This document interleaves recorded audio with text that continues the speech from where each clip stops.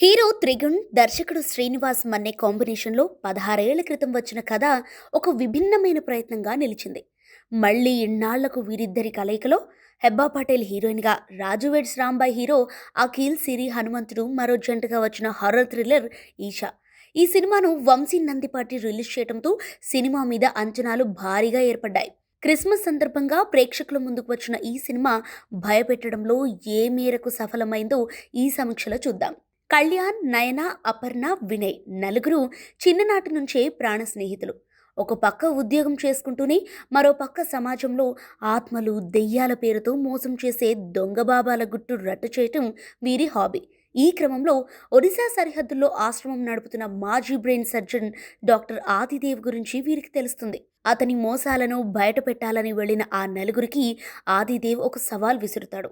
ఒక పాడుబడిన బంగ్లాలో 3 రాత్రులు గడపమని, అలా గడిపితే తాను కూడా ఆత్మలు లేవని నమ్ముతానని సవాల్ చేస్తాడు. ఆ బంగ్లాలో వీరికి ఎదురైన భయానక పరిస్థితులేంటి?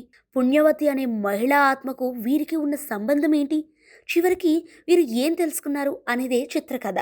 హర్రర్ సినిమాల్లో ఒక పాత బంగ్లా, అందులో కొంతమంది స్నేహితులు ఇరుక్కోవటం, అక్కడ జరిగే వింత సంఘటనలతో కథ అల్లుకోవటం సర్వసాధారణం. ఈషా కూడా అదే రొటీన్ పద్ధతిలో సాగుతుంది. సినిమా ప్రారంభం ఆసక్తికరంగానే ఉన్నా కథ బంగ్లాలోకి ప్రవేశించిన తర్వాత నెమ్మదిస్తుంది.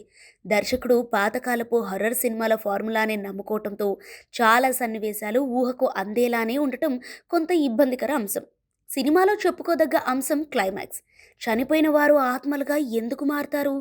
వారు తమ మరణాన్ని ఎందుకు అంగీకరించరు అనే పాయింట్తో ముగించిన తీరు ఆకట్టుకుంటుంది. అయితే అంతవరకు నడిపించిన కథనంలో వేగం లేకపోవడంతో లాంగ్ ఫీలింగ్ కలుగుతుంది.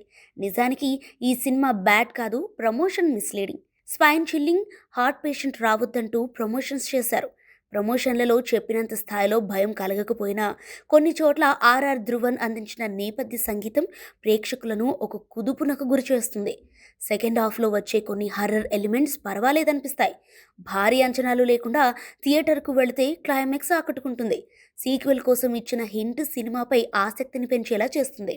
ఇక నటీనటుల విషయానికి వస్తే త్రిగుణ్, హెబ్బా పటేల్ తమ పాత్రలకు న్యాయం చేశారు. గతంలో 24 కిసెస్లో నటించిన ఈ జంట మధ్య కెమిస్ట్రీ బాగానే కుదిరింది. అఖిల్, సిరి హనుమంత్ పేరు కూడా బాగుంది. ఇక కీలక పాత్రలో నటించిన పెళ్లి పృథ్వీరాజ్ తన ఆహార్యంతో, గంభీరమైన గొంతుతో ఆదిదేవ్ పాత్రలో కొత్తగా కనిపించారు. ఈ సినిమాలో మరీ ముఖ్యంగా చెప్పుకోవాల్సింది మైమ్ మధు గురించి. దెయ్యం పట్టిన వ్యక్తిగా ఆయన చూపించిన హావభావాలు నిజంగానే భయం కలిగించేలా ఉన్నాయి. సినిమా మొత్తానికి ఆయనే ప్రధాన ఆకర్షణ అనటంలో సందేహమే లేదు. సాంకేతిక విభాగం విషయానికి వస్తే సంగీత దర్శకుడు ధ్రువన్ ఈ సినిమాకి టెక్నికల్ హీరో. బలహీనంగా ఉన్న సన్నివేశాలను కూడా తమ మ్యూజిక్తో ఎలివేట్ చేసే ప్రయత్నం చేశారు. సినిమాటోగ్రఫీ ఆ మూడ్కు తగ్గట్టుగానే ఉంది. నిర్మాణ విలువలు సినిమా స్థాయికి తగినట్టుగా ఉన్నాయి. ఫైనలీ ఈ ఈషా ఒక రెగ్యులర్ హర్రర్ డ్రామా. హర్రర్ సినిమాలను ఇష్టపడేవారు ఒకసారి చూడొచ్చు.